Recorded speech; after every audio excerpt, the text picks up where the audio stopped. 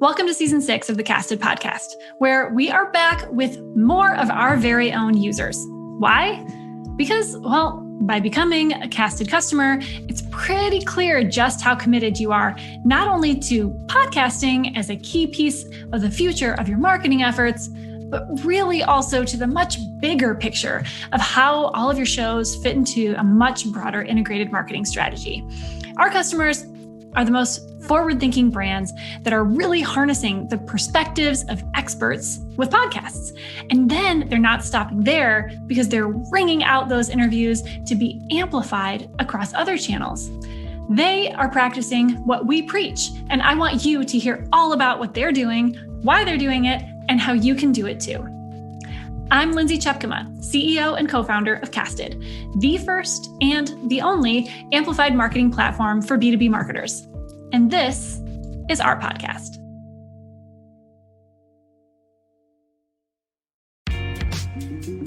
If you've ever tried to sell a marketing initiative, like, say, a podcast, to your leadership, in particular to the CEO, you know that sometimes it can be quite a challenge. They don't always see, at least not immediately, the value in creative campaigns or brand building efforts. This is especially true when those marketing initiatives are something like a podcast that requires not only budget, but also that CEO's personal most valuable asset, their time. Now, sprinkle in the fact that if you want them to host their show, it's going to require them to step outside their comfort zone and get pretty vulnerable. It might feel like an impossible challenge to win them over, but luckily, today's guest is that CEO. He's Seth Morales, CEO of Morales Group and host of the No Milk, No Sugar podcast. And here he is today to share his perspective on why he's prioritizing the show for his business and how you can help your CEO see the value in podcasting too.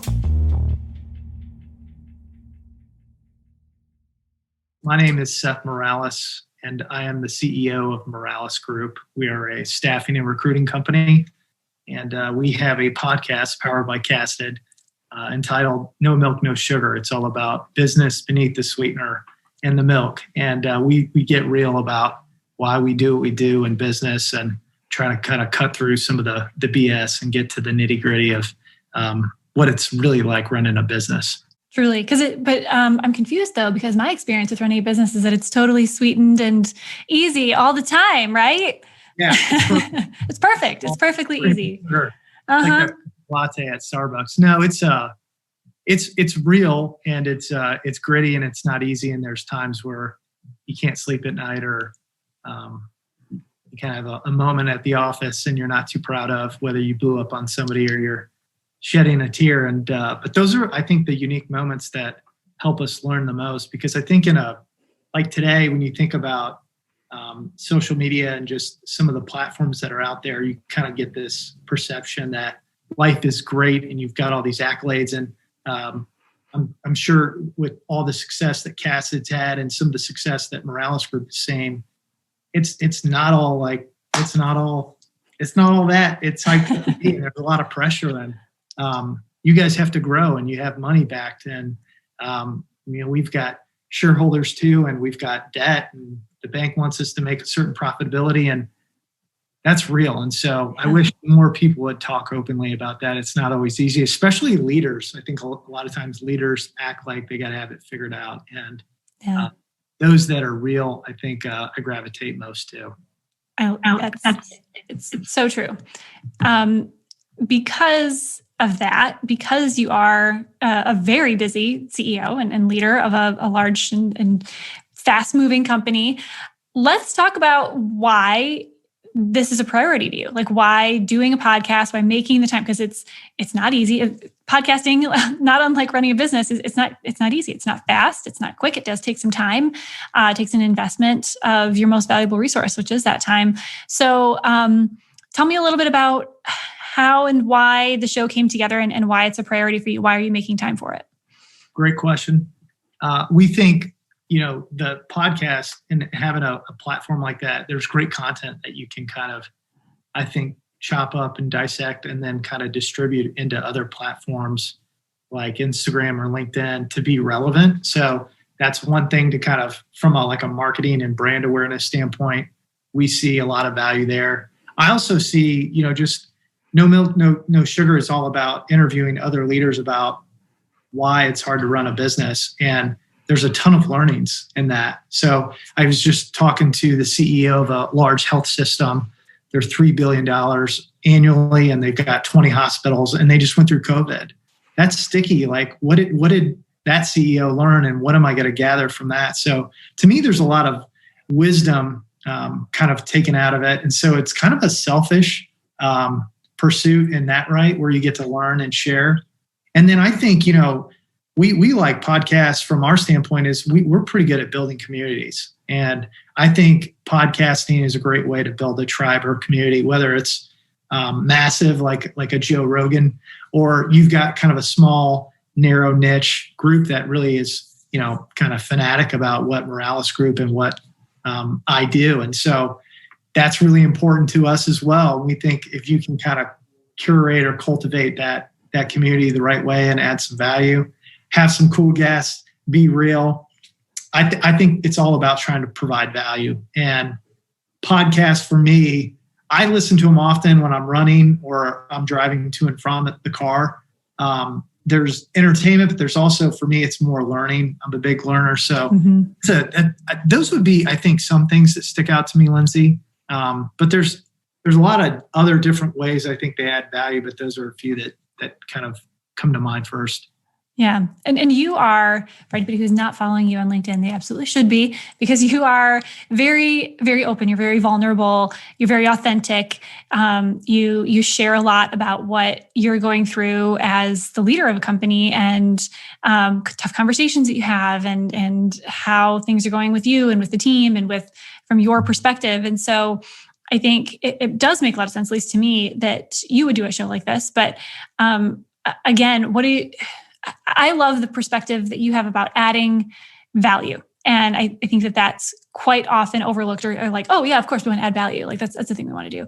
But as the CEO of a company, you also need to see value from something, right? So what would you say to people that are listening, mostly, marketers, marketing leaders, that especially when they want to do something like a show, audio or video, and maybe they have the same mindset of you, which is we want to build relationships, we want to build a connection with our audience, but my CEO wants to see something more tangible than, hey, we want to add value. What advice, or even just empathy, would you share with those who feel like they need to deliver something much more tangible than that? I think that's like an ongoing challenge that you always see, especially with leadership that doesn't get it. And they're always looking for a return on investment and ROI. What's the tangible? Am I getting sales out of this, or am I pulling in more followers?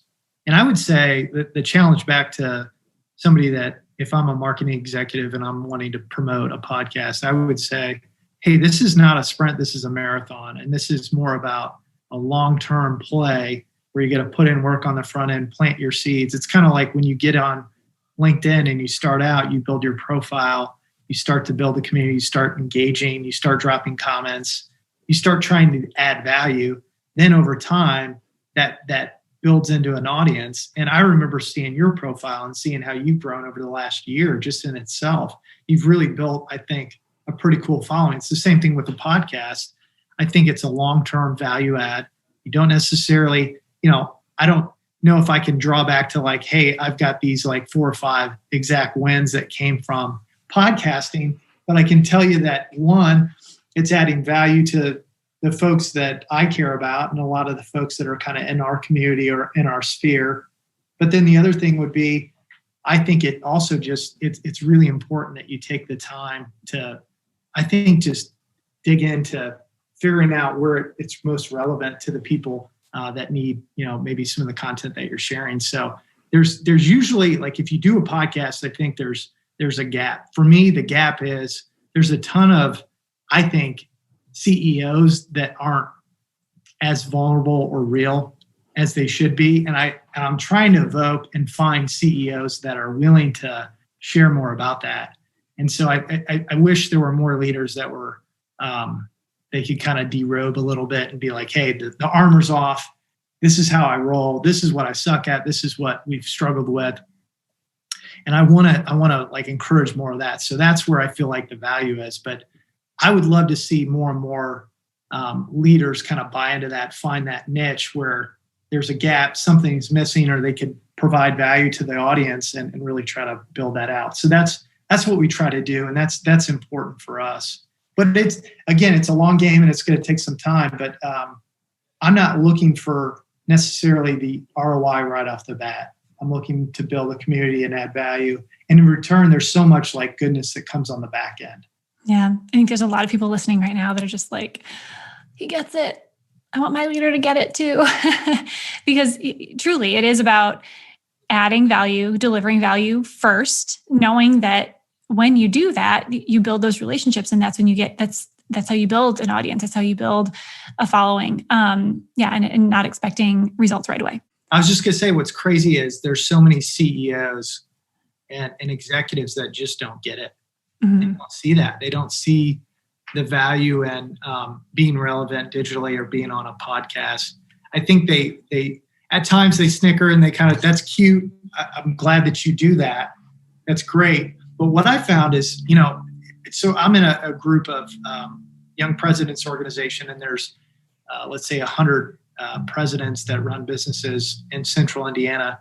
And I think there's an opportunity to be, if you're front and center on your digital front footprint and you do some stuff from a podcasting standpoint, you're top of mind and you can create, I think, content that they all would agree to. And I think it's sticky, but a lot of them don't necessarily want to take the time to do that. And so I'm not poking this at the YPO group, but I do see a lot of CEOs that aren't as progressive and forward thinking. I wish they'd be a little bit more, because they would see the upside down the road. So it's just not there right now.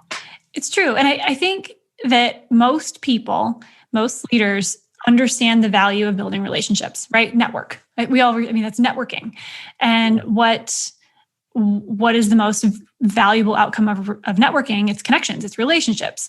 Yeah. And what happens with those relationships, it's exactly what you just said. It's the long game. It's, I have a relationship with you. We continue to help each other. You have a need that I can help, support you, and back and forth.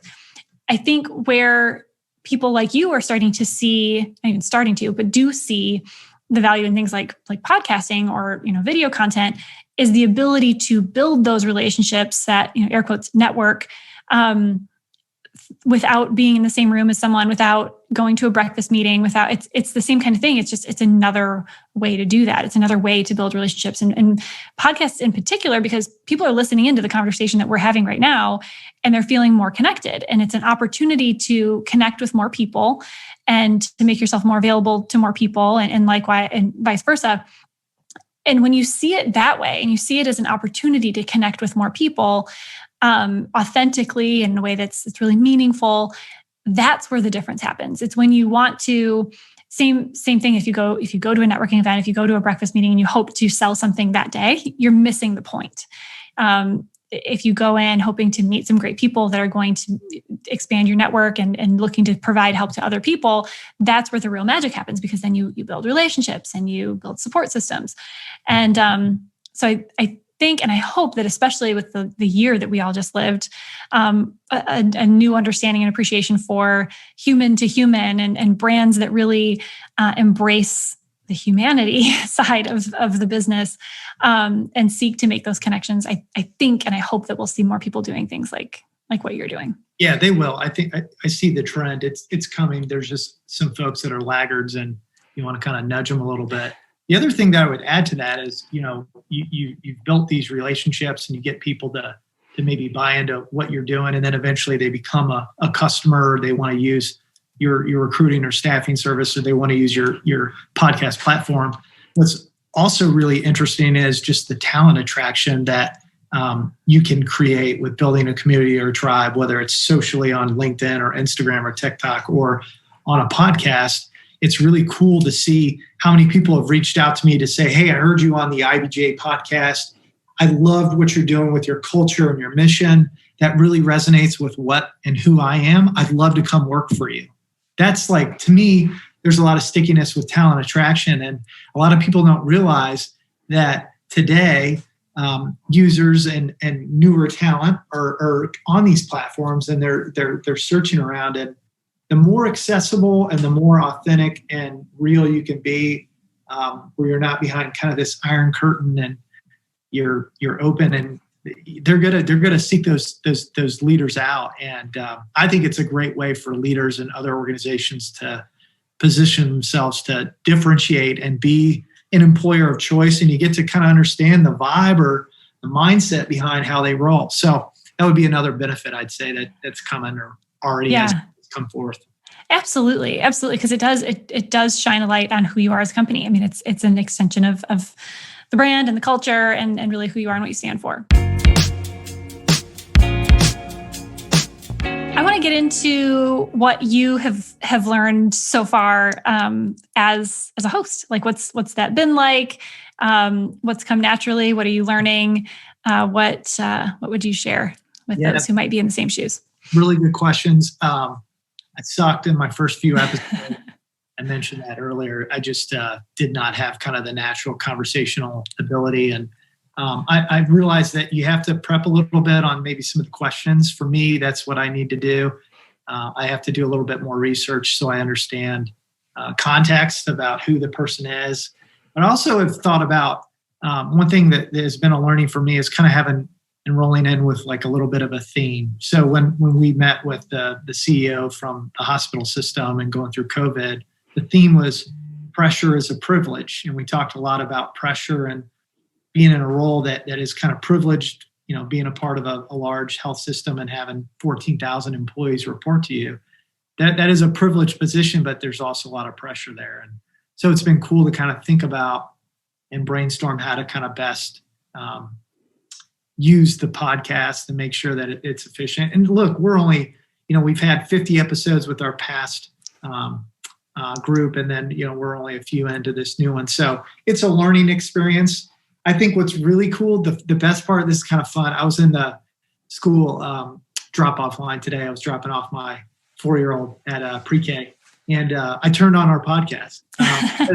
It launched today. We had that new episode with Jonathan Alley from St. Vincent's, and we did the intro, and then we played it for a couple of minutes for my son, and he was like, it was just really cool to see him kind of, that's you, and kind of connecting the dots. So that's a selfish thing that has been fun, but a lot of learnings. I think I mentioned this earlier, just being natural in conversation, the intros and the outros, doing kind of more of just a natural vibe, cutting it up with Tori, our producer. That's the best part about it. It's just us talking, and it's not even trying to be so buttoned up and formal. I think too many times you get a little of that like rigidity, and it really doesn't feel authentic. Yeah. Trying to find my authentic vibe via podcast, powered by Casted, and it's going to take some time, but I'm getting there. Yeah, I think I'm very confident that you'll get there. Authenticity is very natural for you.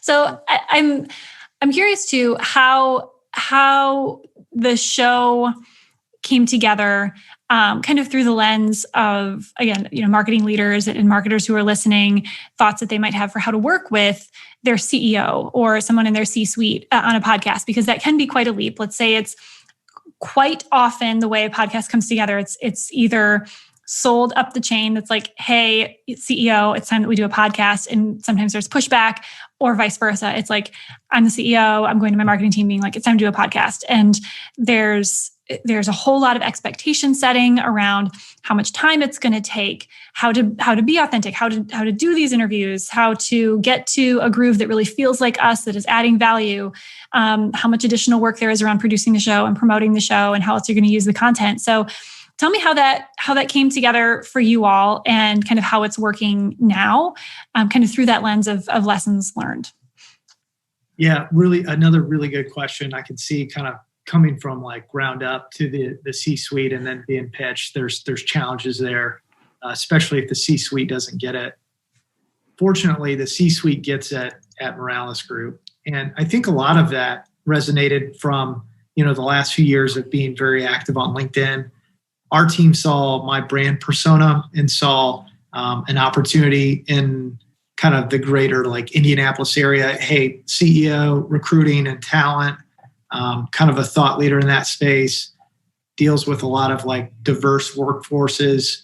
How can we kind of package that together and put it into a podcast? And then we started to talk about my strengths and weaknesses. And I think you mentioned it earlier, just being vulnerable and being authentic is just kind of how I like to roll. And so we said, hey, why don't we, brainstorm an idea of what we could do around that with just kind of how I kind of post on LinkedIn. And so Tori's phenomenal. She wordsmithed the kind of no milk, no sugar. It's all about, business beneath the sweetener and all kind of the black grittiness of like straight up coffee. So I thought that was great the way we all I think we kind of like pulled it together from top and bottom. We kind of met in the middle.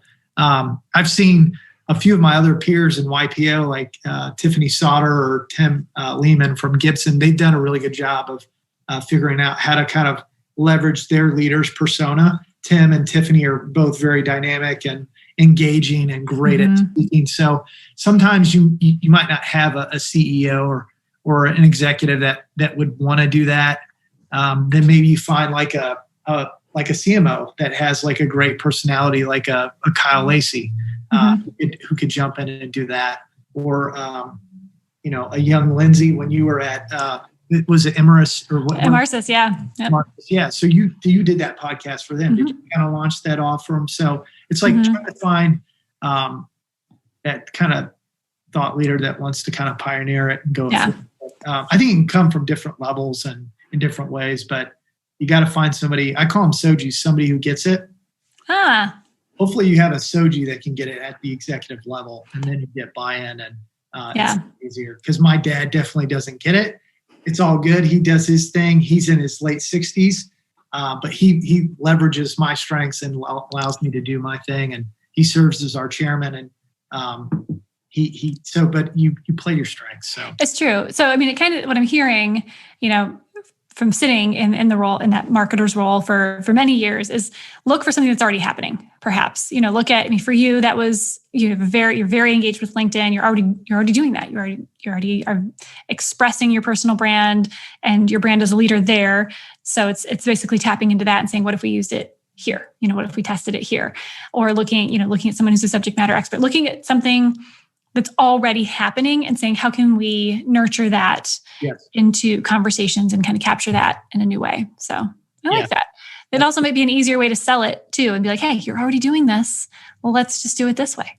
Yes. That's some fuel behind it. Yeah, that's a spot on assessment. I think, just trying to identify what that looks like with somebody who's already doing it, and somebody that might have a natural skill set, whether it's, the way they craft their posts or the way they're on video. Yeah. Everyone's different, but identifying that and then kind of putting it into a little bit more of a overdrive. We've talked a lot about vulnerability and authenticity, two things that are very important to both of us. Yes.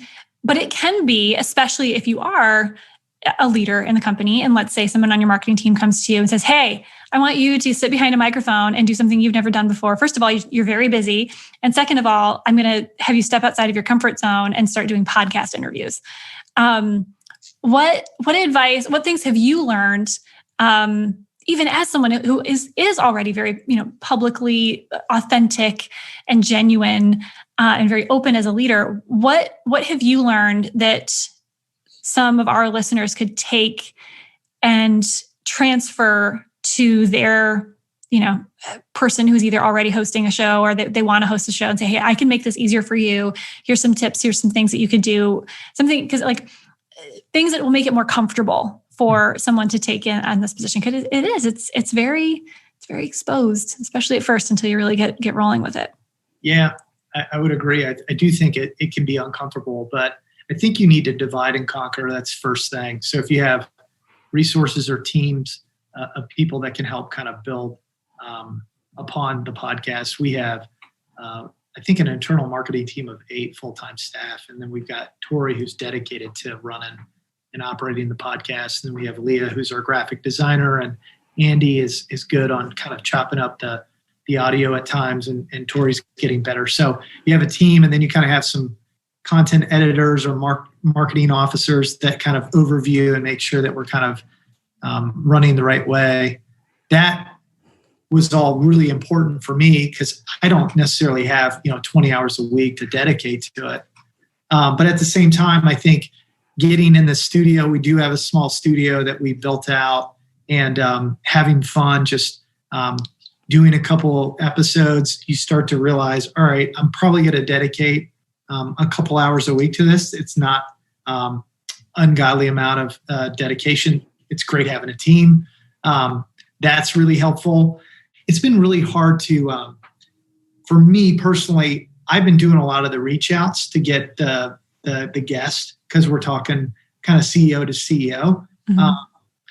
Having somebody on your team kind of focused on that, who could do that to get somebody over the goal line. I don't know if you do that or if you have somebody else on your team, but that's the hardest thing for me right now. I don't have enough people booked out in advance. And I know there's people that kind of do that for you. So I got to figure that part out. Okay. So good tips for how to make it easier for who it is that you're going to ask to come in as the host. So do some outreach, have a nice bench of people who could come on as guests, make it fun, divide and conquer, show the plan, and say, this is what we're going to do. And therefore this is what I need you to do. And just making it very clear to your host what the ask is, setting expectations up front for what you're asking them to do. Yeah. You do a good job of synthesizing there. You kind of like package like my 2-minute rant into the right amount of content. Just listening and learning from you, Seth. Just listening and learning. So, well, great. Well, okay. What else, if anything, what would you share kind of as a takeaway to anyone who's listening who either already has a show or is thinking about starting one? You're pretty new into what I think is a really, really cool show that I'm really glad you're doing. What would you share with others? Well, I think one bit of advice is that, I mentioned it earlier, it's not a sprint, it's a marathon. It's going to take some time. And especially if you've never done a podcast before, you're going to be uncomfortable for probably the first 5 to 10 episodes. I've started to feel myself get a little bit more relaxed, but I still am awkward. I still hate listening to myself a little bit with some of the and I got to work on some of those technical things. But it takes some time. And I think if you really want to build something worthwhile, you got to put your head down for at least, in my opinion, 6, 12, 18 months, and then come up for air and look at, how you've done. And it's not necessarily about how many followers or listeners or subscribers that you have. It's more about, the impact and the value that you're trying to make. And so you could have a super niche-y, tribe of 30 people that always tune in every week, and they could be some of the best, influencers to who and what you're trying to accomplish. It doesn't necessarily have to be this wide net that's wide and narrow and you've got thousands of listeners. But it just depends. It just depends on what you're trying to go for. So, sprint versus marathon for one. And then number 2, just be ready to be uncomfortable because it's a new space and a lot of people don't necessarily know or feel comfortable talking about it at times. And there's probably going to be leaders in your organization or outside your organization that may snicker or say, hey, is that really a good use of time? And for me, it's wow, this person really doesn't get it. And it really allows me or encourages me to double down on it. Because it's when people are kind of hating, that's when you're onto something good. Like Jay Bear says, he has a book called Hug Your Haters. Yes. Hug them, embrace it. Because, for every hater, every somebody who's watching and waiting for you to fail, there's 10 more that are cheering you on, truly. I think that this medium, absolutely, that's true. Well, that's awesome. So I really appreciate you taking the time to do this. You're doing your own show. You're running a business, no big, and I really appreciate you taking the time to share here what the experience has been like. It's no milk, no sugar, and it's a great show. Everybody should listen and follow along with you on LinkedIn because you're sharing really genuine, valuable, inspiring, relatable content there and also on your show. So thanks for being here too, Seth. I appreciate you. Yeah, thank you for having me. I appreciate it.